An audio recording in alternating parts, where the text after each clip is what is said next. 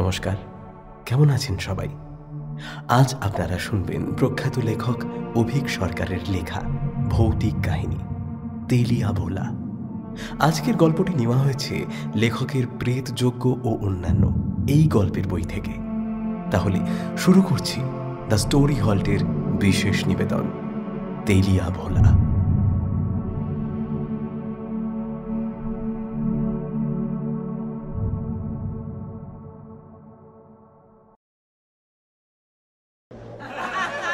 Club ঘরে ঢোকার অনেক আগে থেকেই অট্টহাসির আওয়াজ পাচ্ছিলেন চাটুজ্জে মশাই, কিন্তু তার কারণ বুঝতে পারছিলেন না। অবশ্য এই ক্লাবে হইচই নিত্যই লেগে থাকে, নতুন কিছু নয়। আর সেই জন্যই সভ্যদের সঙ্গে বয়সের অনেকটা ব্যবধান থাকলে কি হবে, এই ক্লাবে নিয়মিত হাজিরা দেন তিনি। ওর মতে তরতাজা ছেলেপিলেদের মধ্যে থাকলে মন সতেজ থাকে, চট করে বুড়ো হয় না। ক্লাবে ঢুকতেই সবাই হৈ হৈ করে উঠল। চাটুজ্জে মশাই দেখলেন একজন অচেনা মধ্যবয়সী ভদ্রলোক চৌকিতে বসে চা খাচ্ছেন। তাঁকে ঘিরেই জটলা। আলাপ করিয়ে দিল রঘু। আসুন আসুন কাকাবাবু, আসুন, আলাপ করিয়ে দিই। ইনি বাদল সরকার, আমাদের দূর সম্পর্কের কাকা হন। বাংলাদেশে থাকেন, গার্মেন্টসের ব্যবসা। এই ব্যবসার কাজে এদেশে এসেছেন শুনে ধরে নিয়ে এলাম। আমাদের বাড়িতেই থাকবেন কদিন। চাটুজ্জে মশাই শান্ত প্রকৃতির লোক, চট করে তার মুখের ভাব বোঝা যায় না। তাও তার মুখে বেশ একটা আনন্দের ঝিলিক খেলে গেল। হাত জোর করে বললেন, বাহ বাহ, খুব ভালো করেছো রঘু। সরকার মশাইয়ের কাছ থেকে ওদেশের হাল হকিকত জানা যাবে তাহলে। হ্যাঁ, দেশ বিদেশের কথা শুনতে আমার খুব ভালো লাগে। কথা হচ্ছিল বাংলাদেশের ইলিশ নিয়ে। সেই সূত্রে আলোচনা দামি মাছের দিকে ঘুরে গেল। সমস্ত দুর্লভ দুর্মূল্য মাছ, যেমন সার্ডিন, নীল পাখনা, tuna, Alaskan, wild king salmon, এসবের কথা উঠল। এমন সময় চাটুজ্জে মশাই বললেন, তা তোমরা তেলিয়া ভোলার নাম শুনেছ? ও নাম শুনেছি বটে, কিন্তু দেখার সৌভাগ্য খুব একটা হয়নি। তেলিয়া ভোলা মাছের নাম শুনেছে অনেকেই, কিন্তু কেউই চট করে মনে করতে পারল না। বাদল কাকুর উত্তরটা শুনে মাথা নাড়লেন চাটুজ্জে মশাই। হ্যাঁ, দেখা না হওয়ারই কথা। কলকাতার বড় বড় মাছের আড়তেও ও মাছ দেখা যায় না, আর দেখা যাবেই বা কি করে? সমুদ্র থেকে তোলার পর সোজা রপ্তানি হয়ে যায় বিদেশের বাজারে। বটে, তা এই মাছ আমাদের এখানে পাওয়া যায় নাকি? যায় তো বটেই। শঙ্করপুর, মোহনা, এমনকি সুন্দরবনের জেলেদের জালে কখনো কখনো ধরা দেয় এই মাছ। আর ধরা দিলে ট্রলার মালিকের বরাত রাতারাতি খুলে যায়। কিরকম? কিরকম? এই তো কদিন আগে একটা কাজে দীঘার মোহনায় গিয়েছিলাম। দেখলাম একটা বিশাল তেলিয়া ভোলা ধরা পড়েছে, প্রায় 50 কেজি ওজন হবে। বিক্রি হলো কত টাকায় জানো? 13 লক্ষ টাকা। বাদলবাবু একটা হিঁচকির শব্দ করলেন। আমরাও শুনে একটা মাছের দাম 13 লক্ষ টাকা। আমাদের দিকে তাকিয়ে মৃদু হাসলেন চাটুজ্জে মশাই। হ্যাঁ, অত বড় না হলেও একটা সাধারণ আকারের তেলিয়া ভোলার দামও লক্ষাধিক টাকা হওয়া বিচিত্র নয়। বিভিন্ন ওষুধ তৈরিতে ওই পটকার গুরুত্ব অপরিসীম। তাই বিদেশের বিভিন্ন ফার্মাসিউটিক্যাল কোম্পানি নিলাম করে নিয়ে যায় ওই মাছ। এই মাছ নিয়ে বহু ইতিহাস গল্প লোকমুখে ঘুরে বেড়ায় দীঘা মোহনার জেলেদের মধ্যে। আর এই তেলিয়া ভোলা নিয়েই এক আশ্চর্য ঘটনার মধ্যে গিয়ে পড়েছিলাম আমি। শুনতে চাও নাকি? কোন কি মশাই, এইটা আবার জিগানের লাগেনি? কয়া ফেলান, কয়া ফেলান। আমি তখন রাগের মাথায় একটা কাজ ছেড়ে দিয়ে ফ্যাঁ করে ঘুরে বেড়াচ্ছি, আর ভাগ্যকে দোষ দিচ্ছি। এমনিতে খাওয়া পড়ার অভাব নেই। বাপ মা মরে যাওয়ার আগে যা রেখে গিয়েছেন তাতে অন্তত দুবেলা ডাল ভাত হয়ে যায়। কিন্তু জোয়ান ছেলে কাহাতক আর কাজকর্ম না করে বাপ মায়ের জমানো পয়সায় অন্ন ধ্বংস করতে চায় বলো? তাই এমন সময় এক দূর সম্পর্কের আত্মীয়ের সূত্রে একটা কাজ জুটে গেল। ভদ্রলোকের অনেক ব্যবসার মধ্যে একটা হচ্ছে মাছের ব্যবসা। দীঘার মোহনায় আড়ত আছে, ট্রলারও আছে দুটো, এমভি সারদা, এমভি বিবেক। আর এই ব্যবসাটা সামলান ভদ্রলোকের এক জ্ঞাতি, নাম তার সৌমেন মহাপাত্র।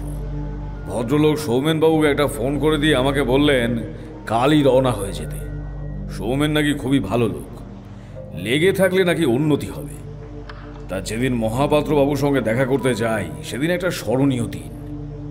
আড়তে পৌঁছে দেখি হই হই কাণ্ড, রই রই ব্যাপার। যেটিতে একটা ট্রলার এসে নোঙর করেছে, আর তাতে নাকি এক নয় দু নয় প্রায় 33টা তেলিয়া ভোলা উঠেছে। ভাবতে পারো, যেটি একেবারে ভিড়ে ভিড়াক্কার। দেখি একজন হর্তাকর্তা গোছের মানুষ সব কিছু তদারকি করছেন। শুনলাম উনি নাকি সৌমেন মহাপাত্র। তা ওই ভিড়ের মধ্যে থেকে একজন বলল, কি হে সোমেন, তোমার তো কপাল ফিরে গেল হে, এবার দোতলাটা তুলেই ফেলো বুঝলে। আরেকজন বলল, এই সমুদা, এবার কিন্তু তোমার ছাড়ছি না গুরু, কেরামে ফিস্টি হবে। আরে এবার কিন্তু দিশিতে হবে না কি? হ্যাঁ, দিশিতে হবে না, বিলিতে চাই। এক বৃদ্ধ বললেন, তোমার ছোট্ট মেয়েটি বড় পয়মন্ত হয়েছে সমূহ। অন্নপ্রাশনে একটা রূপোর গোট গড়িয়ে দিও। আমাকে রাস্তা দেখিয়ে নিয়ে এসেছিল অনিল মান্না। উনি হলেন সৌমেনবাবুর কুক কাম ড্রাইভার কাম সর্বক্ষণের সঙ্গী। সে আমার কানে কানে এসে বলল, কাণ্ড দেখেছেন? এই বাজারে 33টা তেলিয়া ভোলা, এক একটা কম করে হলেও প্রায় 10 কেজির বেশি বই কম নয়, মানে কম করে হলেও 1.25 কোটি। শুনে তো আমার মাথাটা ভাই ভাই করে ঘুরে গেল। তখন মাসে 11-12 হাজার টাকা আমার দিব্যি হেসে খেলে চলে যেত। 1 কোটি টাকা শুনেছি কেবল, কিন্তু চোখে তো কোনোদিন দেখিনি। অনিল অবশ্য থামল না, সে বলল, আর তার থেকে 30 লাখ পাবে ওই মাঝি মাল্লাদের দল, সমুদা ভাগ করে দেবে। বলেন কি? সে তো অনেক টাকা। মাছের ব্যবসায় তাহলে ভালোই লাভ। কই আর, ওই মাঝে সাঝে এক আধবারই যায় এদের কপাল খোলে, না হলে এই ব্যবসার এখন যা হাল, এতে সংসারই চলে না ঠিক মতো। সমুদার কদিনই ব্যবসা চালাতে পারে সেটাই দেখার। পরে শুনলাম কথাটা খুব একটা ভুল বলেনি অনিল। বেশ কয়েক বছর ধরে নাকি এই ব্যবসায় ভাটার টান দিয়েছে। তেলের টাকা, জেলেদের মজুরি, যন্ত্রপাতি ইত্যাদির দাম যেভাবে বেড়েছে, তাতে কয়েকজন ট্রলার মালিক নাকি ট্রলার বেচে সেই টাকা বালি আর কাজুর ব্যবসায় লাগিয়েছে। যেসব সাপ্লায়াররা সেসব ট্রলারের তেল, মোবিল, জাল এসব সাপ্লাই দিয়েছিল, তারা টাকার জন্য দৌড়ে দৌড়ে ঘুরে বেড়াচ্ছে। আমি আর কিছু বললাম না, পাত্রমশাইয়ের সঙ্গে কথা বলবো বলে এগিয়ে গেলাম। তারপর হপ্তাখানে কেটে গেল। ততদিনে পাত্রমশাইয়ের কল্যাণে আড়তে বেশ জমিয়ে বসেছি।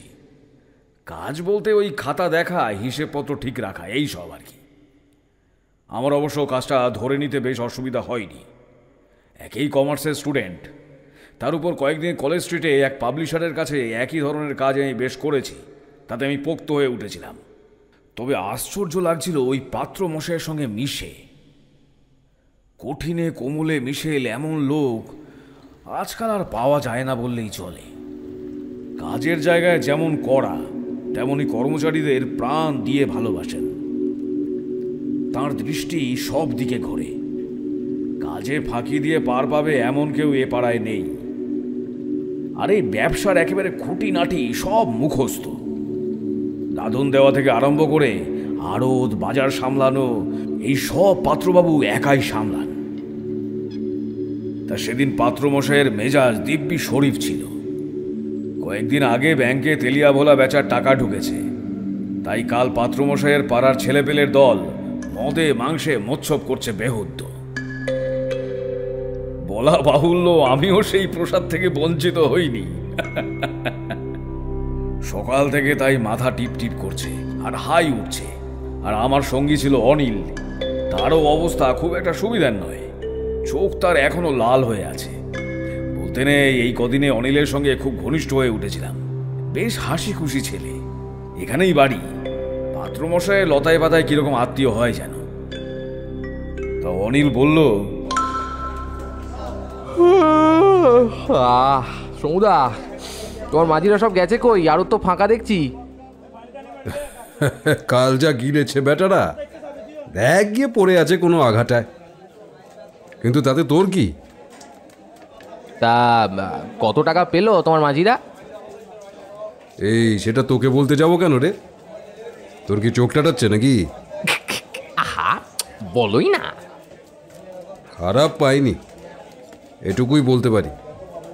খারাপ যে পাইনি সে তো জানি সমুদা, আর সেই জন্যই তো চোখটা টাটাচ্ছি, নইলে আর জিজ্ঞেস করবো কেন বলো? শোনো না, একটা কথা আছে। কি কথা শুনি?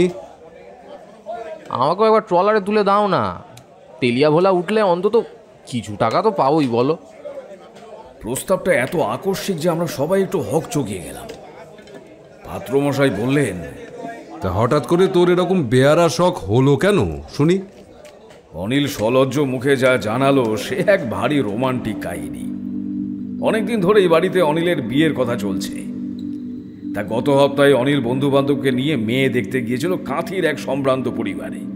মেয়ে 3rd ইয়ারে পড়ে, বাপের কাজু আর বালির ব্যবসা, দেখতে শুনতে ভালোই। তার উপর রবীন্দ্রসঙ্গীত আর ফিশ ফ্রাই দুটোই নাকি খুব ভালো পারে। তা কাজলওয়ালা সাপুইকে ভারী মনে ধরেছে অনিলের। দুই বাড়িতেই তখন কথা হয়ে গিয়েছে মোটামুটি। মেয়ের পরীক্ষা মিটলেই সামনের অঘ্রাণে বিয়ে। এখন কথা হচ্ছে যে বিয়ের কিছু খরচ খরচা থাকেই। এদিকে অনিল, যাকে বলে ভারী প্রিন্সিপাল ছেলে, সে ভাবি শ্বশুর বাড়ি থেকে পণ নেওয়ার কথা ভাবতেই পারে না। সে তো গো ধরে বসে আছে যে শুধু শাখা সিঁদুরে মেয়ে নিয়ে আসবে সে। তাই নিজের বিয়ের খরচা বাবদ কিছু টাকার প্রয়োজন। এই কথা শুনে পাত্রমশাই যে অত্যন্ত প্রসন্ন হলেন সে তার মুখ দেখলেই বোঝা যাচ্ছিল। আর আমি তো পারলে ক্লাব দিয়ে উঠতাম। অনিলের চরিত্রের এই দিকটা কিন্তু আমি জানতাম না। এই শুনে ছেলেটার উপর আমার শ্রদ্ধা আরো বেড়ে গেল।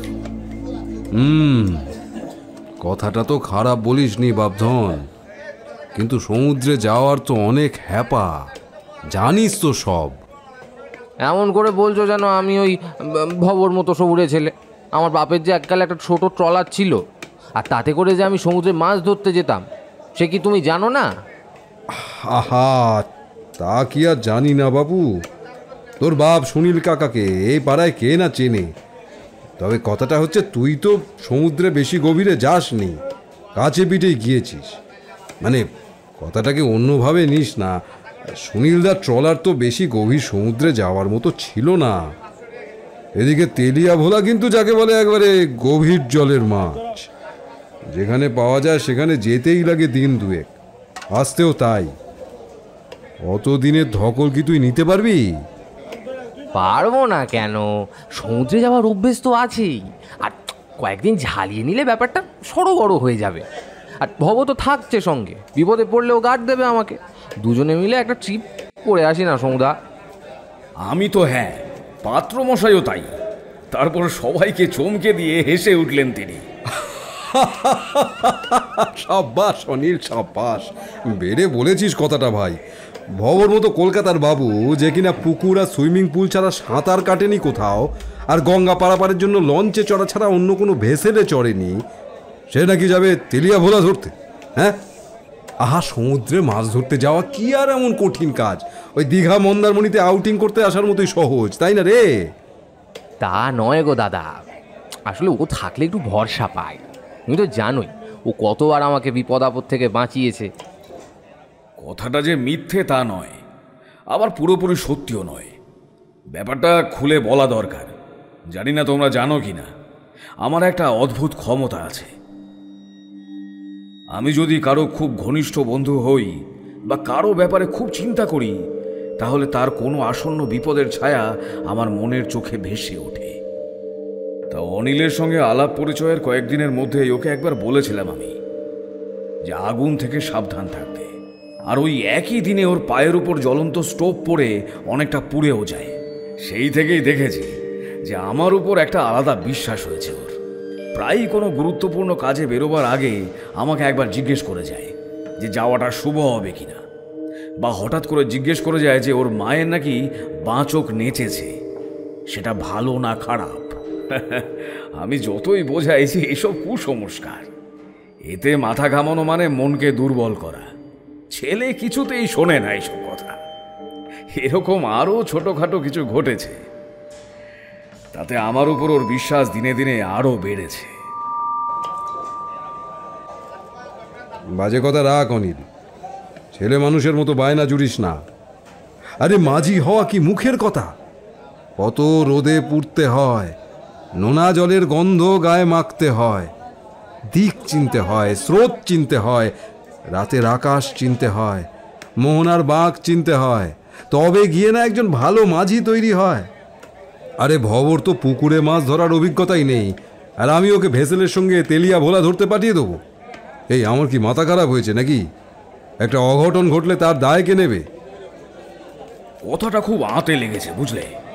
তখন আমার প্রথম যৌবন, ওই বয়সটাই স্পর্ধার বয়স, অসম্ভবকে ছুঁয়ে দেখবার বয়স, খ্যাপা মোষের শিং রোখের মুঠোয় চেপে ধরার বয়স। আমি তো বলেই ফেললাম, কেন এমন কি হাতি ঘোড়া কাজ শুনি, এত লোকে পারলে আমি কেন পারবো না? না সোমেনদা, আমি যাবই। কোনো প্রশ্নই ওঠে না ভব, তুমি আমার এখানে কাজ করো, তোমার প্রতি আমার একটা দায় দায়িত্ব আছে, তোমাকে মৃত্যুর মুখে ঠেলে দেওয়ার কোনো ইচ্ছেই আমার নেই। কিন্তু শেষমেশ আমার আর অনিলের চাপে পাত্রমশাইকে রাজি হতেই হলো। একে তো উনি দুজনকেই অত্যন্ত স্নেহ করেন, তার উপর অনিল জোর দিয়ে বলল যে আমাকে নাকি ও পরের 1 মাস ট্রেনিং দিয়ে একেবারে চোস্ত করে তুলবে। তা তখন শীতকাল, সমুদ্র এমনিতেই শান্ত থাকে, ফলে বিপদের ভয় কম। তাই 7-5 ভেবে পাত্রবাবু নিমরাজি হয়ে গেলেন। পাত্রমশাইয়ের ভেসেল সাম্রাজ্য বেশ বড় বললেই চলে। তা কয়েকদিন পর তারই একটা ছোট্ট নমুনা টেনে মহা উৎসাহে আমার সমুদ্র যাত্রার ট্রেনিং শুরু হয়ে গেল। রোজ তখন ভোরে ভোরে উঠি, সামান্য ব্যায়াম করে ব্রেকফাস্ট করে নিই, তারপর অনিল ওর স্কুটার নিয়ে চলে আসে আমাকে তুলতে। আর আমাদের ট্রেনিংয়ের দায়িত্বে আছে তখন বুড়ো আজগার মাঝি। এখন বয়স হওয়াতে আর সমুদ্রে যেতে পারে না ঠিকই, তবে এলাকার প্রায় সব জোয়ান মাঝিই নাকি আজগরের হাতে তৈরি। প্রথম মন্দ লাগছিল না, সকালের দিকে সমুদ্র শান্ত থাকে, তাছাড়া অক্টোবরের শেষ দিক, ঝড় ঝঞ্ঝা তুফানের কোনো চাপ নেই। তাই একটু একটু করে রোজই দূরত্ব বাড়াতে লাগলাম। প্রাথমিকভাবে বিষয়টা একটু সড়গড় হয়ে গেলে একটু একটু করে ভেসেলের অন্যান্য কাজকর্ম রপ্ত করা শুরু করলাম। যেমন ধরো কম্পাস, নেভিগেশনের জিপিএস, VHF অপারেট করা, এইসব আর কি। যদিও এসবের দরকার নেই, যে ভেসেলে যাব বলে ঠিক হয়েছে তাতে অভিজ্ঞ মাঝি মোল্লা কম নেই, খানিকটা নিজের শখেই শিখে রাখা আর কি। তাই এমন সময় একদিন একটা ঘটনা ঘটল। দিনটা ছিল বৃহস্পতিবার, তার উপর পূর্ণিমা। সাগরে সেদিন স্রোতের টান অন্য দিনের তুলনায় একটু বেশিই ছিল। তখন ফিরেই আসছিলাম, এমন সময় হঠাৎ করে দেখি আমাদের লঞ্চটা বেগরবাই করা শুরু করেছে। সাইকেলের চাকা টাল খেলে যেমন হয় ঠিক তেমন। খাড়ির মুখটা পেরিয়েছি সবে, দেখি লঞ্চ বাবাজি এক বগ্গা হয়ে ধেয়ে চলেছে বাঁ দিকে তীরের দিকে। আজগর মাঝিকে জিজ্ঞেস করতে দেখি তার ভুরুতে গভীর ভাঁজ। সে বলল, কি করে হলো তো জানি না বাবু, হঠাৎ করে দেখছি স্টিয়ারিং খান লক হয়ে গেছে, ঘোরাতেই পারছি না। অনিল বলল, স্টার্ট করার আগে দেখে নাওনি কেন?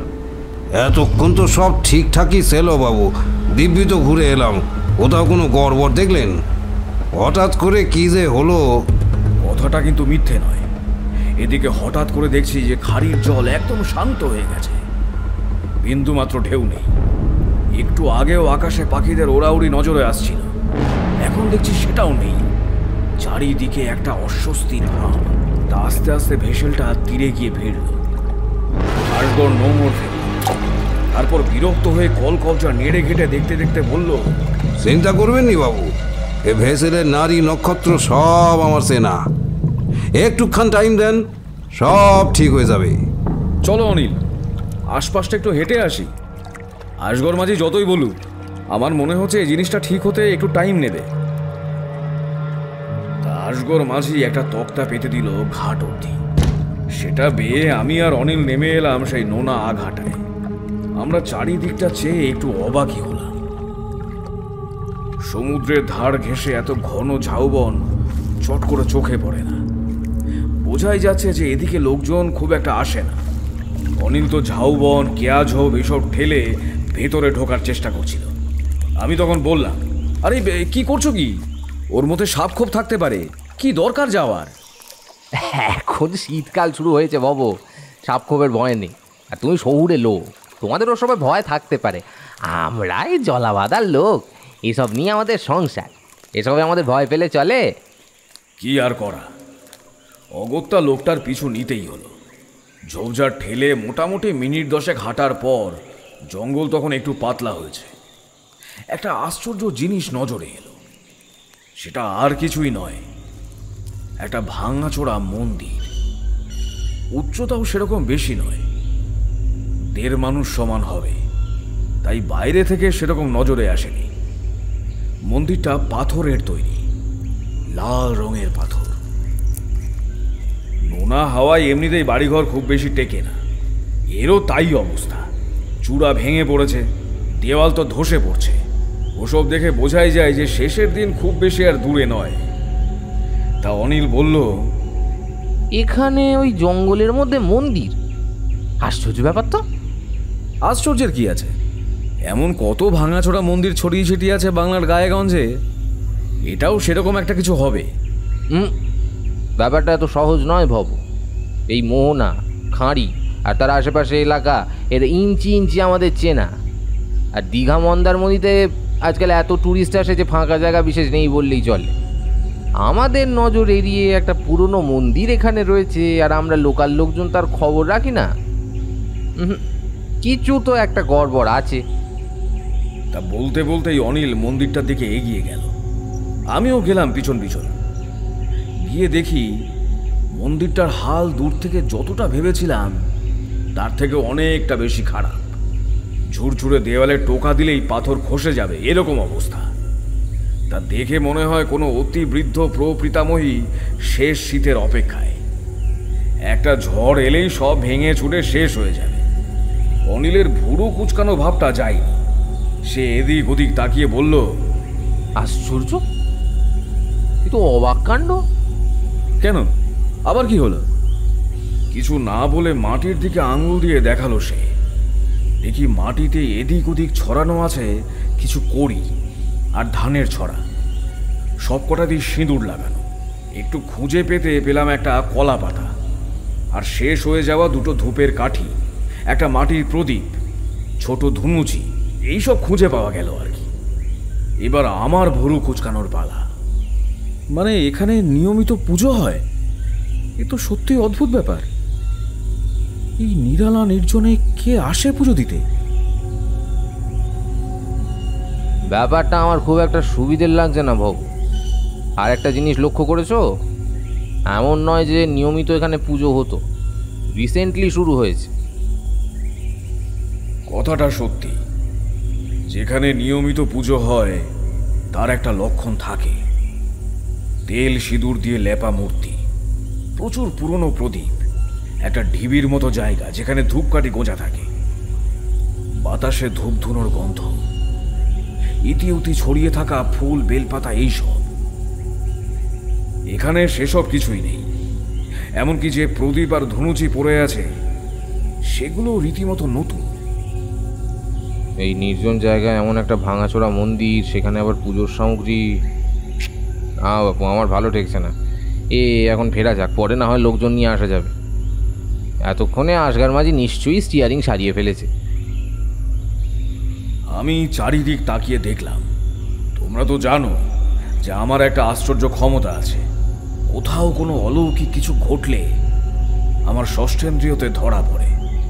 আমার মন বলছিল এখানে তেমনই কিছু একটা ঘটছে, তবে সেই অনুভূতির প্রাবল্য বড়ই ক্ষীণ। পদ্মপাতায় বৃষ্টির ফোঁটা পড়েই হারিয়ে যাওয়ার মতো। তা ফিরে আস্তে আস্তে একটা জিনিস দেখে থমকে গেলাম। মন্দিরের পিছনে ঝাউবনের একটু ভিতরে কি যেন একটা পোতা আছে মাটির মধ্যে। অনিলেরও চোখ পড়েছে সেটাতে। আমরা দুজন তখন পায়ে পায়ে এগিয়ে গেলাম সেই দিকে। গিয়ে বোঝা গেল জিনিসটা কি। একটা নৌকোর গলুই। নৌকোটার প্রায় পুরোটাই চাপা পড়ে আছে বালির তলায়। বালির উপরে শুধু মাথাটা জেগে আছে, তাও প্রায় এক মানুষ সমান। সর্বনাশ করেছে। কেন, কি হলো?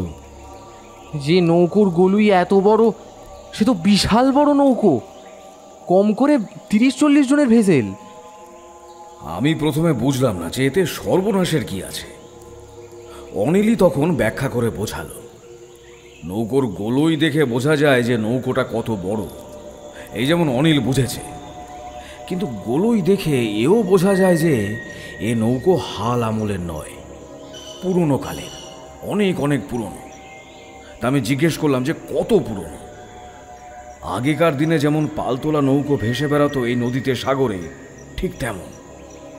আমি তখন অবাক হয়ে বললাম, এতদিনের পুরনো নৌকো এখানে পোঁতা আছে, তাই এখনো ধসে পচে যায়নি? সেটাই তো আশ্চর্যের, এত পুরনো নৌকো এই নোনা জলে হাওয়ায় টিকে রইল কি করে? তা তুমি কি শিওর যে নৌকোটা ওই পালতোলা যুগের নৌকো? ডিজাইনটা দেখেছো? শুনেছি আমার ঠাকুরদারও বাপ দাদাদের আমলে এমন নৌকো চলতো। এ হাল আমলের জিনিস হতেই পারে না। কাছে গিয়ে দেখলাম যে গোলইয়ের সারা শরীর জুড়ে চিত্র বিচিত্র সব অলঙ্করণ খোদাই করা, আর তার কারুকার্য দেখে অবাক হতে হয়। এমনই নিখুঁত আর অসাধারণ সৌন্দর্য তার। তবে আমার মন কেড়ে নিল মাথার ঠিক দুধারে দুটি হাতি। তারা সুঁড় তুলে কাকে যেন অভিবাদন জানাচ্ছে। তাদের শরীরের সুঠাম গঠন, দেহ সৌষ্ঠব থেকে ঝরে পড়া ঔদ্ধত্য, সুউন্নত দাঁত দুখানি, সবই এত জীবন্ত যে দেখে অবাক হতে হয়। এমন তীব্র অথচ মনোহর কাঠ খোদাই করা আমি জীবনে কোনোদিন দেখিনি। তখন দূর থেকে আসগর মাঝির ডাক কানে এলো, তো এবার আমাদের যেতে হবে। তারপর দিন 10 কেটে গেল। আড়তে ঢুকতে একটু দেরি হয়ে গেছিল আমার। তা অফিস ঘরে ঢুকে দেখি পাত্রমশাইয়ের পাশে অনিল, আর টেবিলের উল্টো দিকে আরেকজন বসে আছে। অনিল যে ভাব নিয়ে আগন্তুক ভদ্রলোকের দিকে চেয়ে আছে, তাকে ভক্তি ছাড়া আর কিছুই বলা যায় না। তা আমি ঢুকতেই একেবারে হইচই করে উঠল পাত্রমশাই। এসো এসো ভব, এসো। এতক্ষণ তোমার কথাই হচ্ছিল। এই দেখো মাখন, এই হচ্ছে ভবতারণ। আমার কাছে কাজ শিখছে এখন। জেদ ধরেছে তেলিয়া ভোলা ধরতে যাবে, যেন তেলিয়া ভোলা ধরা পুকুরে চার ফেলে সরপুটি ধরার মতো সহজ। কি অন্যায় আবদার বলো দেখিনি। আবার আমাদের অনিলের কাছে ট্রেনিংও নিচ্ছে সমুদ্রে যাওয়া। লোকটা তখন আমার দিকে ফিরল। কিছু কিছু লোক থাকে যার উপস্থিতিটাই একটা ঘোষণা, তাই এই লোকটাও সেই রকমই। পাকানো আটো সাটো চেহারা, চওড়া কপাল, আর তীব্র অথচ ঘোলাটে চোখ। একবার দেখলেই মনে হয় যে লোকটি বড় সামান্য নয়। তা তখন আমি হাত জোর করে তাকে নমস্কার জানালাম।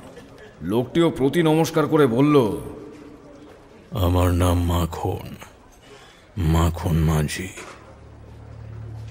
শুনে তো আমার শরীরে বিদ্যুৎ খেলে গেল। মাঝি পাড়ার লিভিং লেজেন্ড মাখন মাঝি আমার সামনে। সেই জেদি একরোখা লোকটা যার হাতে নাকি ট্রলার কথা বলতো, আর সে লোকটা নোনা বাতাস শুকে বলে দিতে পারত যে কোন দিকে কতদূর গেলে মাছের ঝাঁক পাওয়া যাবে। সেই লোকটা। জেলেপাড়ার সব উঠতি মাঝিদের কাছে হিরো একজনই, আইডল একজনই, মাখন মাঝি। এমনকি আরও শুনেছি লোকটির বেপরোয়া একরোখা স্বভাবের কথা। মায়ের পুজো না করে সে ট্রলারে পা রাখত না। রকচটা মানুষ, বেশিরভাগ সময় পড়ে থাকতো নেশা করে, কিন্তু ট্রলারে পা দিলেই যেন অন্য মানুষ। ট্রলার নিয়ে শিকারি হাঙরের মতো ধেয়ে যেত মাছের পালের দিকে, আর তার নির্দেশে জাল ফেললেই হলো, যেন অনির্দেশ মন্ত্র বলে মাছের ঝাঁক উঠে আসতো জাল বেয়ে। তারপর জলের যুদ্ধ জয় করে সমুদ্রের নোনা বাতাস বুকে মেখে সে যখন বন্দরে ফিরত, তখন সে আবার অন্য মানুষ। সবাই তখন উৎসবে ভাসলেও সে চলে যেত নিজের ঘরে, আবার সেই নেশা করত। শুধু গম্ভীর গলাতে বলতো, মা চণ্ডীর কৃপা। পাত্রমশাই বললেন, বুঝলে ভব, একটা সময় ছিল যখন আমাদের ট্রলার জলে গেলেই পেট ভরে মাছ আনতো। ও যখন ছিল আমরা প্রায় 20 বার তেলে ভোলা তুলেছি। ওর জন্যই তো বলতে নেই আমাদের এত নাম ডাক। মাখনও তো কম টাকা কামায়নি, সেও গেল মা লক্ষ্মীর আশীর্বাদও আমাদের ওপর থেকে চলে গেল। অমন বলবেন না বাবু, আপনারা সাপোর্ট না দিলে মাখন মাঝি কি আর সেই জায়গায় পৌঁছতে পারত? যাক, ফের তাহলে জলে নামছি কবে? আবার চমকাবার পালা। মাখন মাঝির বয়স শুনেছি 65-র কাছাকাছি। আরও ছেড়েছে বহুদিন। জমানো টাকা দিয়ে বালির ব্যবসা করে এখন নাকি বেশ বড় লোক সে। 2 ছেলেকেও সেই ব্যবসায় লাগিয়েছে। সেই মাখন মাঝি এই বুড়ো বয়সে আবার সমুদ্রে যাবে মাছ ধরতে, কিন্তু কেন? আমার দিকে চেয়ে পাত্রমশাই বোধহয় প্রশ্নটা বুঝতে পারলেন। একটু গম্ভীর হয়ে যা বললেন তা এই রকম। আর 2 ছেলে বাপের সঙ্গে ঝগড়া করে আলাদা হয়ে গেছে ব্যবসার ভাগ নিয়ে। আর সেই শোকে মাখনের স্ত্রীও দেহ রেখেছে বছরখানেক হলো। এককালের দোর্দণ্ড প্রতাপ মাখন মাঝির এখন প্রায় ভিখারির অবস্থা। তাই মাখন চাইছে একবার শেষবারের মতো সমুদ্রে যেতে। তেলিয়া ভোলা আনতে পারলে একটা বড় টাকা পাবে সে। আর সেই টাকা নিয়ে স্থাবর অস্থাবর যা কিছু আছে সব বেচে বুঝে মাখন চলে যেতে চায় গ্রামের বাড়ি। শেষ জীবনটা নাকি সেখানেই কাটাতে চায় সে। এই যাত্রাই তার শেষ সমুদ্র যাত্রা। কর্মমুখর জীবন থেকে তার বিদায় সঙ্গীতি। অনিল কিছু একটা বলতে যাচ্ছিল, পাত্রবাবু তার আগেই বলে উঠলেন, মাখন, তুমি যে আবার সমুদ্রে যাবে এ তো আমার কল্পনাতেও ছিল না। তুমি তুমি তৈরি হও, নতুন ভেসেল আছে, কামিন্সের ইঞ্জিন। অনিল আর ভব যাবে সঙ্গে, আর সঙ্গে জনা 5 ভালো জেলে দিয়ে দেবো। ভব, তুমিও রেডি হয়ে নাও, এর থেকে বড় সুযোগ আর পাবে না। আমার তো নিজের কানকেও বিশ্বাস হচ্ছিল না। আমার প্রথম সমুদ্র যাত্রা, আর সেটাও জেলে পাড়ার সাক্ষাৎ লেজেন্ডের সঙ্গে। মাখন তখন উঠে পড়ল, বলল, তাহলে ওই কথাই থাকলো বাবু। 5 দিন পর অমাবস্যা। পাঁচিতে দেখেছি শুভযোগ আছে, ওই দিনই বেরোবো। আমি আগের দিন চলে আসবো এখানে। এককালে আমাদের অনেক সেবা করেছো মাখন, আমারও তো কর্তব্য তোমার খারাপ সময় তোমার পাশে দাঁড়ানো। কথা দিচ্ছি, এবার যদি সেরকম তেলিয়া ভোলা আনতে পারো তাহলে 1-এর 3 নয়, তুমি অর্ধেক পাবে। মাখন মাঝি পাত্রমশাইয়ের হাত চেপে ধরল। তার মুখে কথা জোগালো না। তারপর চোখ মুছতে মুছতে সে বেরিয়ে গেল। তার পরের কয়েকদিন মহা উৎসাহে হইচই করে কেটে গেল। আমাদের সঙ্গে যাবে এমভি বিবেক, নতুন ইঞ্জিন। তবুও সব যন্ত্রপাতি চেক করে নেওয়া হলো। বাইরের দিকটা রং করা হলো এক প্রস্থ। তাই তার যাত্রা শুরুর ঠিক আগের দিন একটা অপ্রীতিকর ঘটনা ঘটে গেল। আগেই দেখেছিলাম যে শঙ্করপুরের জাহাজঘাটার ঠিক বাইরের গেটের কাছে এক পাগলা বুড়ো বসে ভিক্ষে করে। আমি মাঝে মধ্যে আবার ওদিক থেকে গেলে বুড়োটাকে 4 লেড়ো বিস্কুট খাওয়াতাম। তাতে বুড়ো বেশ খুশি হতো। আর আগ্রম পাগ্রম কত যে কি বকে যেত তার ঠিকানা নেই। তা শুনেছিলাম বুড়োর এক ছেলে ছিল, সে সমুদ্রে মাছ ধরতে গিয়ে মারা যায়। সেই থেকেই বুড়োর মাথা খারাপ। জেলেদেরও দেখেছি যে ভেসেলে রসদ ভরার সময় বুড়োকে কিছু না কিছু দিয়ে যেত। জিজ্ঞেস করাতে অনিল বলেছিল যে লোকটা নাকি ভবিষ্যৎবাণী করার স্বভাব আছে, আর তার কিছু কিছু হঠাৎ করে আবার মিলেও যায়। তাই ভয়ে হোক আর ভক্তিতেই হোক জেলেরা বুড়োকে এটা ওটা দিয়ে তুষ্ট রাখত। তা আগের দিন আমি আর মাখন কাকা জাহাজ ঘাটে যাচ্ছিলাম তদারকি করতে। ততদিনে মাখন মাঝি আমার কাকা হয়ে উঠেছে। কাকার সঙ্গে রোজই বিভিন্ন মাছ ধরতে যাওয়ার অভিযানের গল্প শুনি। এই কদিনেই বুঝেছি যে লোকটা বাইরে রুক্ষ সূক্ষ্ম হলে কি হবে, অন্তরে স্নেহ ভালোবাসার অভাব নেই। আর ছেলেদের আলাদা হয়ে যাওয়ার ব্যাপারটা লোকটাকে ভেতরে ভেতরে একেবারে নিঃস্ব করে দিয়েছে, সেটাও বুঝতে পারতাম। তা আমরা তখন জাহাজ ঘাটায় ঢুকতে যাব, এমন সময় হঠাৎ করে দেখি সেই বুড়ো রাস্তা আটকে দাঁড়িয়েছে। তাকে দেখে সেই বকবক করা পাগল বলে চেনা মুশকিল। তার চুলগুলো তখন উস্কো খুস্কো, 2 চোখ লাল, হাড্ডিসার রোগা বুক জুড়ে জেগে উঠেছে শত সহস্র রাগী শিরা উপশিরা। পুরো রাস্তা আটকে বলে উঠল, তোর লোভ এখনো যায়নি? এত খেয়েও শান্ত হলি না তুই? আয় আয় আয় আয়, এবার আয় তুই। হ্যাঁ, আয় আয় আয় আয় আয়, মা নিজেই তোকে টেনে এনেছে, বুঝলি? তোর সব গেছে, আরো যাবে, আরো যাবে, সব যাবে, সব সব সব সব সব সব নষ্ট হবে, সব নষ্ট হবে। মাখন কাকার বেশ কিছু অনুরাগী আশেপাশেই ছিল। তারা তাড়াতাড়ি বুড়োটাকে সরিয়ে নিয়ে গেল। তা তখন বুড়ো গেল বটে, তবে সাপমনি করতে করতে গেল। মাখন কাকাও কিছু বলল না, খানিকক্ষণ বুড়োর দিকে অপলক চোখে চেয়ে রইল। আর আমি তখন গেলাম বুড়োটাকে সামলাতে। এসে দেখি মাখন কাকা ওখানে নেই, কাউকে না বলে কোথায় যেন চলে গেছে। তা পরের দিন সব জিনিসপত্র নিয়ে তৈরি হয়ে পৌঁছতে পৌঁছতে আমার বেশ দেরি হয়ে গেল। গিয়ে দেখি জাহাজঘাট জুড়ে হই হই রব, বাকিরা আগেই পৌঁছে গেছিল। তারপর ঘাটের পাশে ঘট বসিয়ে সাড়ম্বরে মা চণ্ডীর পুজো করছে মাখন কাকা। সবাই প্রসাদ পেয়েছে, আর ওই প্রসাদের মধ্যে অন্যতম ছিল দেশি মদ। তার গন্ধে চারিদিক ভুরভুর করছে। তারপর এমভি বিবেক নতুন ভেসেল। উঠে নিজের জায়গায় ছোট হ্যান্ডব্যাগটা রেখেই খেয়াল পড়ল যে একটা প্রয়োজনীয় ওষুধ আমি আনতে ভুলে গিয়েছি। ফের একবার ঘাটে নেমে এলাম। কাছেই মা শঙ্করী ফার্মেসি, চেনা দোকান।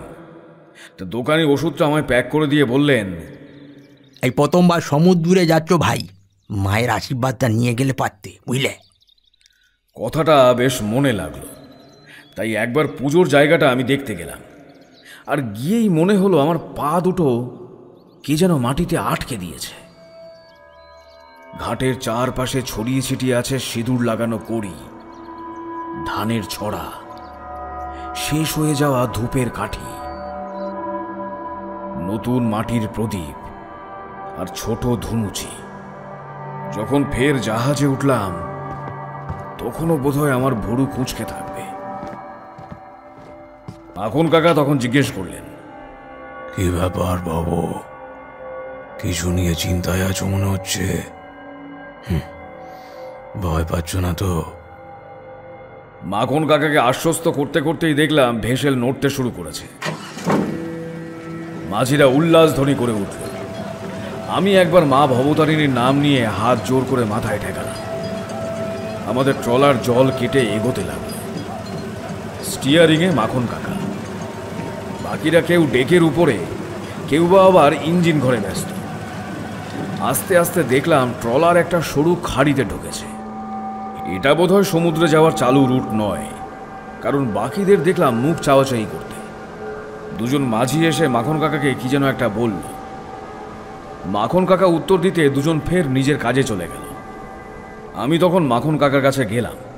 অনিলও ছিল। সে বলল, এটা কোন রুট ধরলে কাকা? তোরা আজকালকার ছেলে এসব জায়গা চিনিস না। এ হচ্ছে আমার পয়া খাঁড়ি, বুঝলি? এককালে এই পথ দিয়ে লোকে সমুদ্রে যেত, তারপর নদীর বাঁক নিল। এই রাস্তাও লোকে ভুলে গেল। আমি দৈবাতের খোঁজ পাই।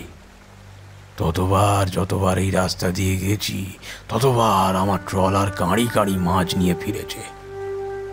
এই আমার শেষ মাছ ধরতে যাওয়া। ভাবলাম তোদেরও খাঁড়িটা চিনিয়ে দিই। মায়ের কৃপা হলে তোরা একদিন মাখন মাঝির থেকেও ডবল ডবল মাছ আনবি। ট্রলার একটা জায়গায় আসতেই মাখন কাকা ইঞ্জিন বন্ধ করতে বলল। আস্তে আস্তে ইঞ্জিনের আওয়াজ বন্ধ হয়ে গেল। চারিদিকে তখন জলের শব্দ আর পাখিদের কলকাকলি। শুনশান সমুদ্রে হাওয়া ছুঁয়ে যাচ্ছে আমাদের কানের পাশ থেকে গড়িয়ে পড়া ঘামের ফোঁটা। আমাদের ভেসেলের গতিও তখন প্রায় স্থির। মাখন কাকাকে দেখলাম ডান দিকে ঘুরে প্রণাম করল, বিড়বিড় করে মন্ত্রও পড়ল একবার। আমি আর অনিল ততক্ষণ প্রায় স্ট্যাচু হয়ে গেছি, কারণ এতক্ষণে এই খাড়িটা আমরা চিনতে পেরেছি। আর মাখন কাকা যে আঘাটার দিকে ঘুরে প্রণাম করছেন সেটাও আমরা চিনি। মন্ত্র পড়া শেষ হলে কাকা প্রসন্ন মুখে ইঞ্জিন চালানোর নির্দেশ দিলেন। আবার জল কেটে উদ্ধত রাজহাঁসের মতো ছুটতে লাগলো এমভি বিবেক। কাকে প্রণাম করলে কাকা? মা চণ্ডীকে, আমার আরাধ্যা দেবী। কিন্তু এখানে এখন আঘাটা হলে কি হবে অনিল? এককালে এটাই ছিল এই অঞ্চলের সবচেয়ে বড় জাহাজ ঘাটা। শয়ে শয়ে নৌকো ছাড়তো এখান থেকে। হ্যাঁ, আর কোথায় না কোথায় যেত। শ্রীলঙ্কা, চট্টগ্রাম, ভিয়েতনাম, বালি, মালয়েশিয়া। এই ঘাটের নাম কি কাকা? কখনো শুনিনি তো এর ব্যাপারে। এর নাম ছিল ধনাঘাট। ধনাঘাট? হ্যাঁ, ধনপতির ঘাট। কে ধনপতি? আর তার নামে একটা আস্ত জাহাজ ঘাটার নাম কেন হয়েছিল সে আর জানা হলো না।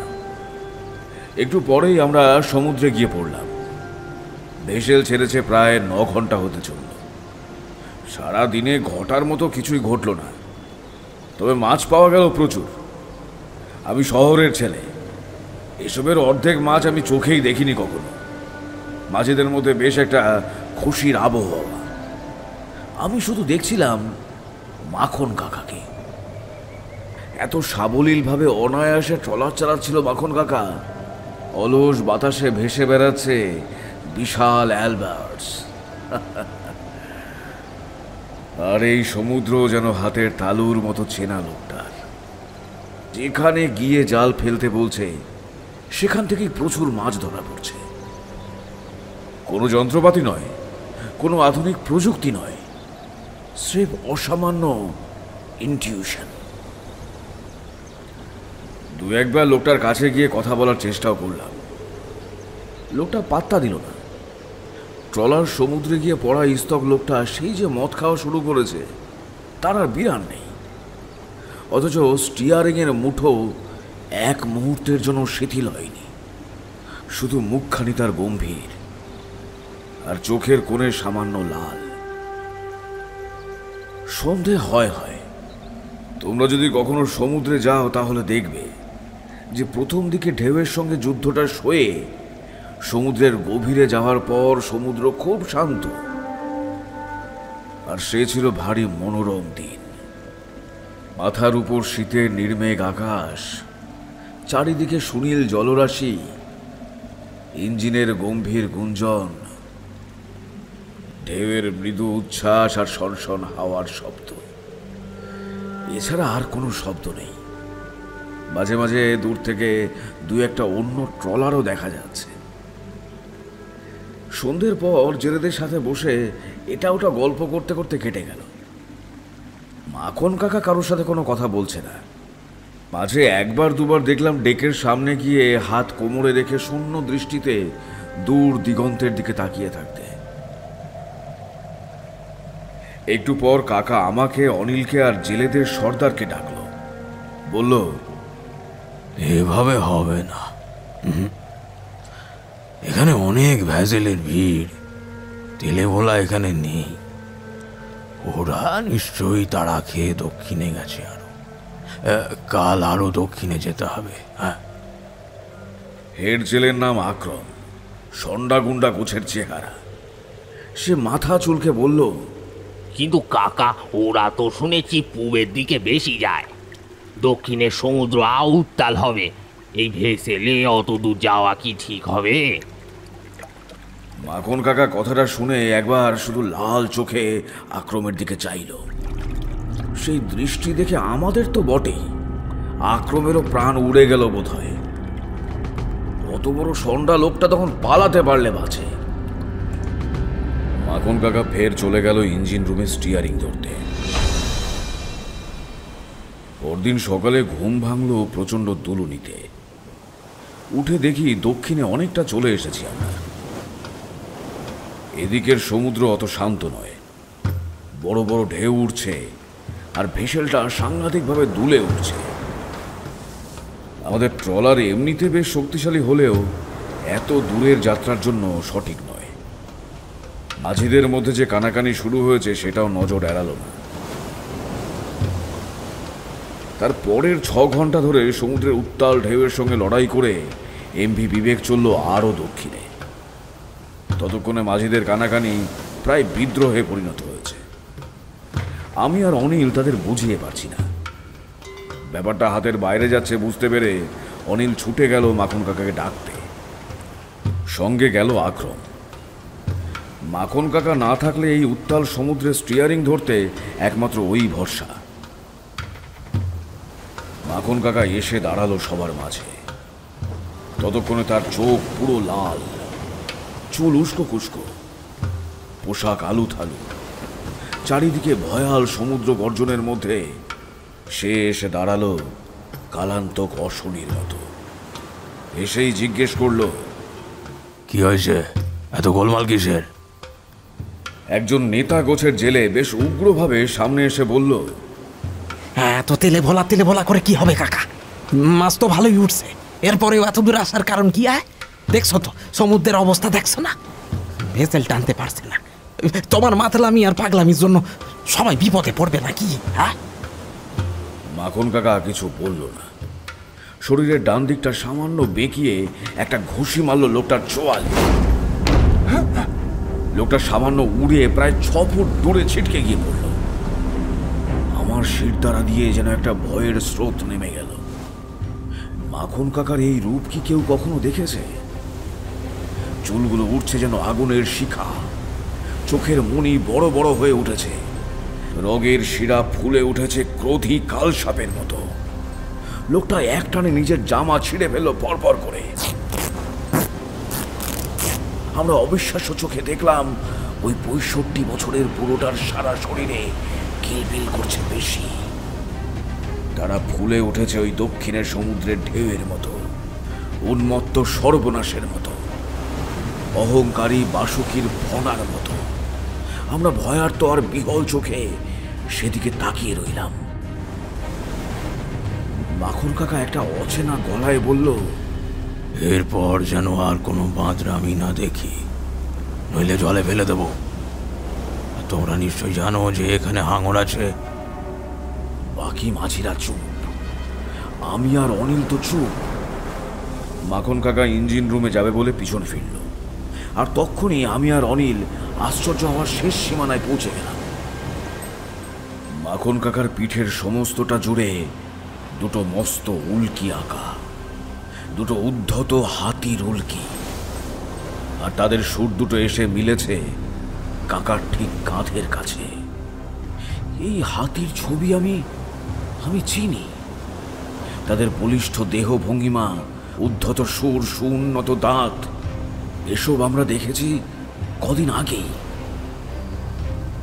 অনিল কিছু বলবার আগেই শুনলাম মেঘের গুরু গুরু। তাকিয়ে দেখলাম সারা আকাশ জুড়ে ঘনিয়ে এসেছে অসময়ের ঝোড়ো মেঘ। তার ভ্রুকুটি দেখে অতি বড় সাহসীরও বুক কেঁপে ওঠে। আমরা তো সাধারণ মানুষ। ঝড়টা আছড়ে পড়ল দুপুর 3টে নাগাদ। সারা আকাশ ঘন কালো মেঘ হয়ে এসেছে। তুমুল ধারে বৃষ্টি পড়ছে, সঙ্গে বজ্রপাত।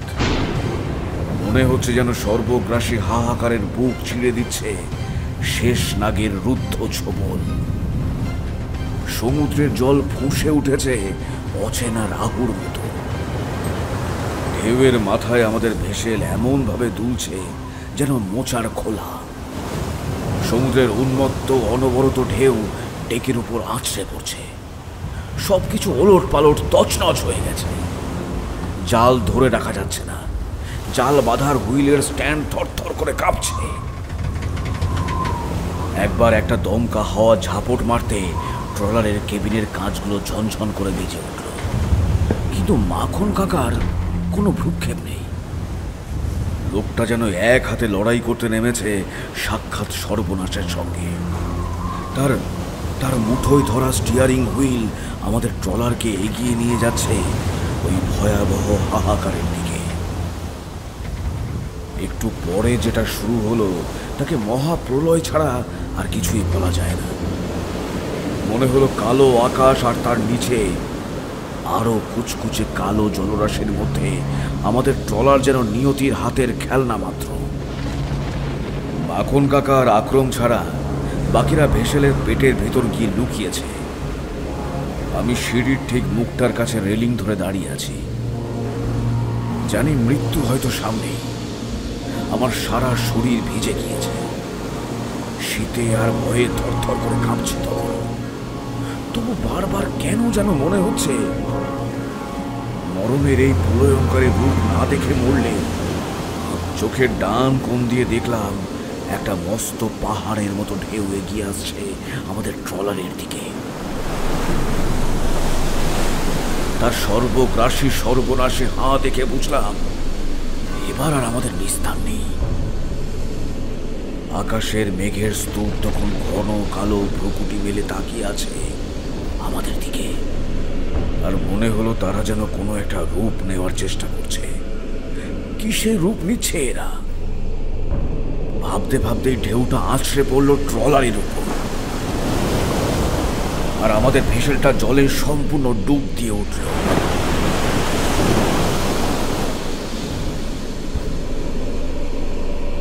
রেলিং থেকে আমার হাত ছিটকে যেতে গিয়েও যায়নি। উঠে দেখলাম জালের হুইল ভেঙে পড়েছে আকরামের মাথায়।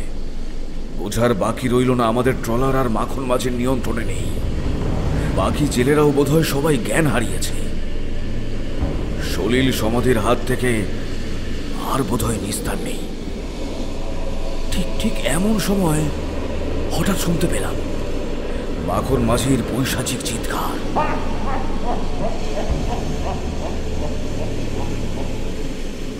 ঝড়ের হুঙ্কার ছাপিয়ে পাগলের মতো অট্ট হাসিতে হেসে উঠেছে সে। ওই ওই ওই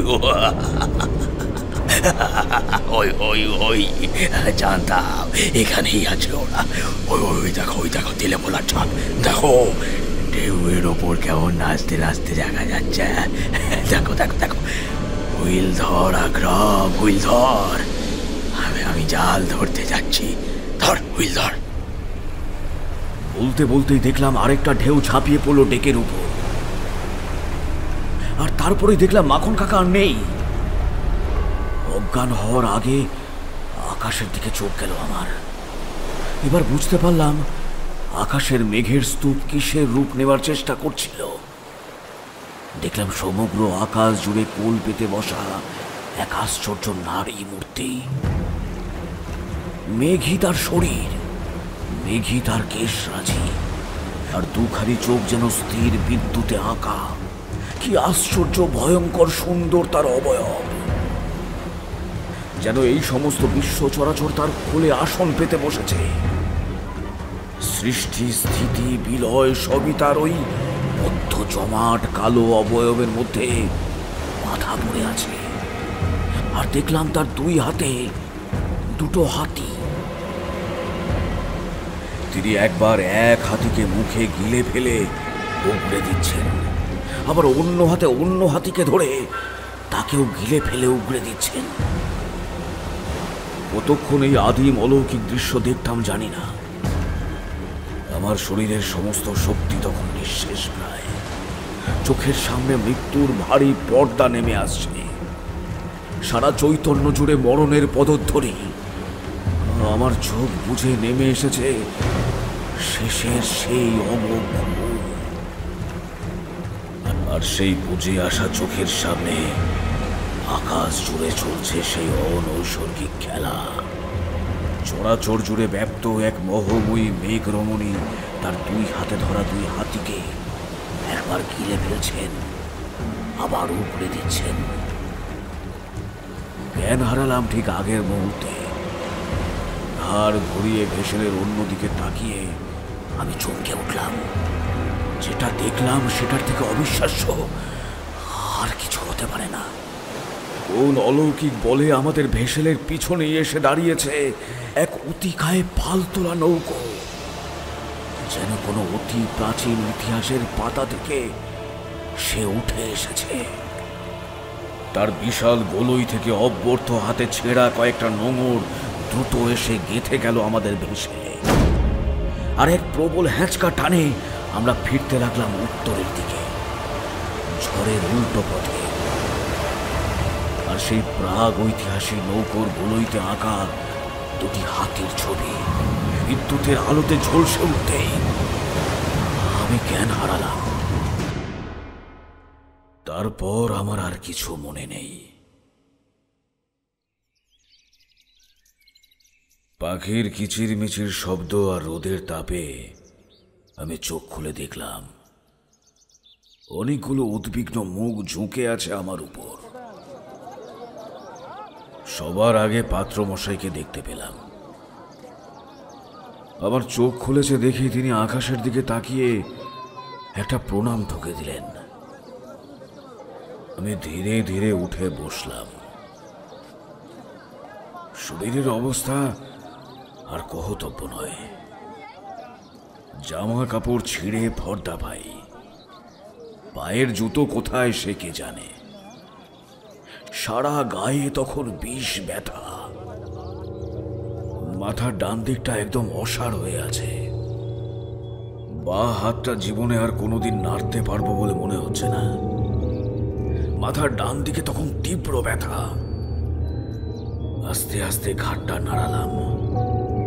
দেখলাম একটু দূরে একটা আঘাটায় নোঙর বেঁধে দাঁড়িয়ে আছে আমাদের ভেসেল।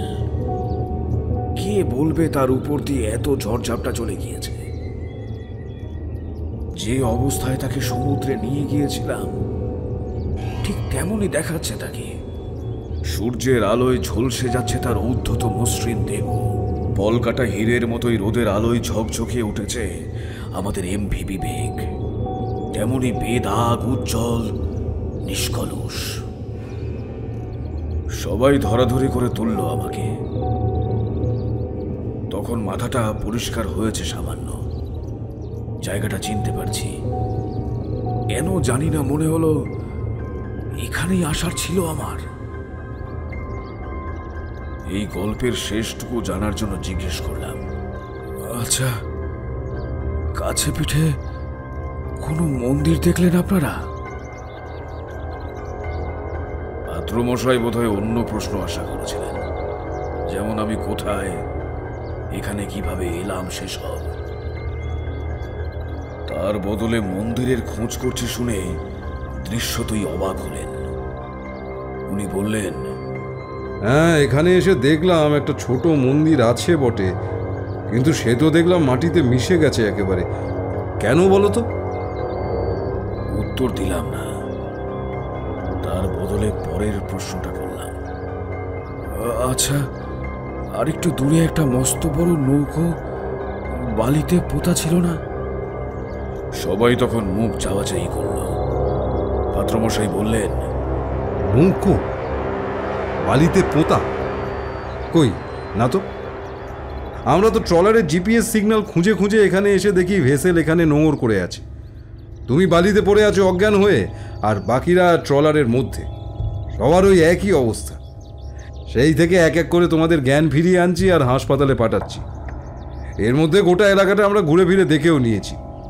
মন্দিরের কথা তো বললামই, তার আর দেখার মতো কিছুই অবশিষ্ট নেই। এছাড়া আর কোনো কিছু, মানে ওই বালিতে পোঁতা নৌকো না কি একটা বললে, সেসব তো কিছু দেখিনি বাবু। মন্দিরটা যে থাকবে না সেটা জানতাম। কাল রাতে অত ঝড়। ঝড়? কিসের ঝড়? সে কি, কাল যে অত বড় ঝড়টা হলো তাতেই তো আমাদের আর আমাদের ট্রলারের এই অবস্থা।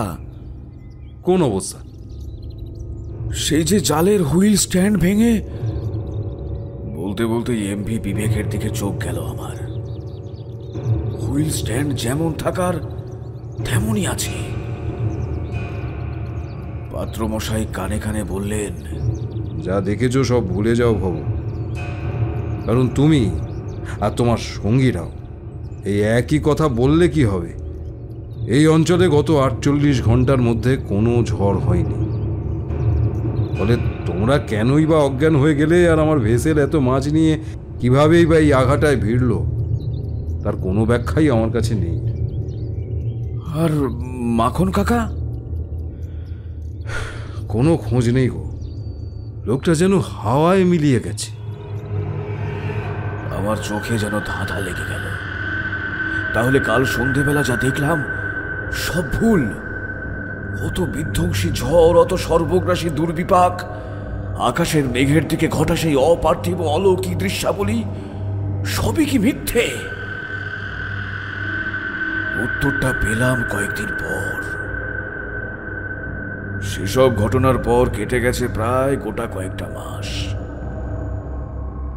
কতদিনে একটা বন দপ্তরে সরকারি চাকরির চিঠি পেয়ে গেছি, পোস্টিং নর্থ বেঙ্গল, পরের মাসেই জয়েনিং। হাতে কিছু টাকাও এসেছে তখন। তার কারণ হচ্ছে আমাদের আনা ভেসেলে নাকি প্রায় 50টা মতন তেলিয়া ভোলা পাওয়া গিয়েছিল। কি করে তা কেউ জানে না, কারণ আমরা কেউই আমাদের জালে তেলিয়া ভোলা উঠতে দেখিনি। যে বিশালাকার নৌকো আমাদের ওই মহা বিপদ থেকে টেনে এনেছিল তার আর খোঁজ করতে যায়নি, কারণ কিছু রহস্য চাপা থাকাই ভালো। তবে গল্পের শেষটুকু জেনে এসেছিলাম শঙ্করপুরের জাহাজ ঘাটের সেই আত পাগলা বুড়োর কাছে। আজ থেকে 20 বছর আগে সৌমেন মহাপাত্রর ভেসেল এমভি বিজয় গেছিল এইরকমই একটা অভিযানে তেলিয়া ভোলা ধরতে। তারও ক্যাপ্টেন ছিল মাখন মাঝি। তফাতের মধ্যে সময়টা ছিল এপ্রিলের শেষ, কাল বৈশাখী ঝড় ঝঞ্ঝার সময়। এবারের মতো সেবারও মাখন মাঝির জেদে ট্রলার নিয়ে যাওয়া হয় গভীর সমুদ্রে, আর অবধারিতভাবে এমভি বিজয় পড়ে উথাল পাথাল ঝড় জলের মধ্যে। প্রতিবাদ করেছিল একজন তরুণ মাঝি। এমভি বিজয়ের মতো একটা মাঝারি মানের ট্রলারের অত গভীর সমুদ্রে নিয়ে আসার জন্য। মদের নেশায় বেসামাল মাখন মাঝি একটা ঘুষিতে তার রগ ফাটিয়ে দেয়, ফলে ছেলেটি তৎক্ষণাৎ মারা যায় সেখানে।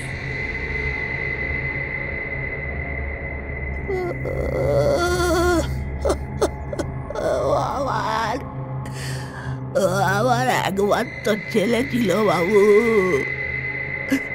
অন্ধের যষ্টি। ওই মাখনের লোভই তাকে শেষ করে দিল। দাহ করার জন্য দেহটা অবধি পাইনি জানেন। মাখন পয়সা দিয়ে সবার মুখ বন্ধ করে দিয়েছিল। সেই শোকে আমার পরিবার গেল, সংসার গেল, সব গেল সব। এখন আপনাদের কাছে হাত পেতে ভিক্ষে করে এই বুড়োর পেট চলে। বলুন বলুন, এটাই কি আমার প্রাপ্য ছিল?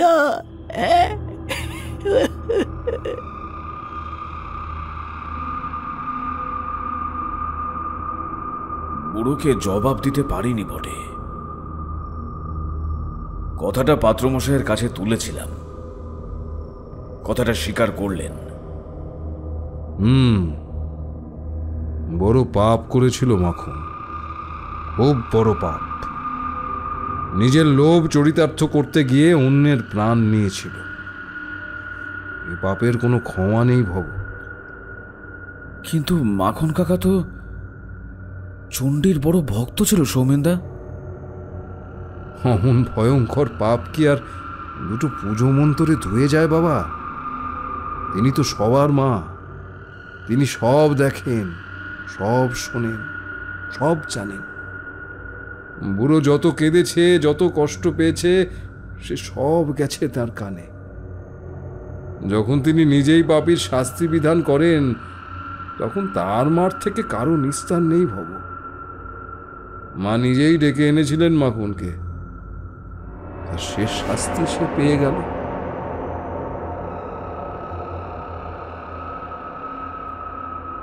এই বলে উঠে পড়লেন পাত্রমশাই। আমিও তখন নিজের বাড়ির রাস্তা ধরলাম।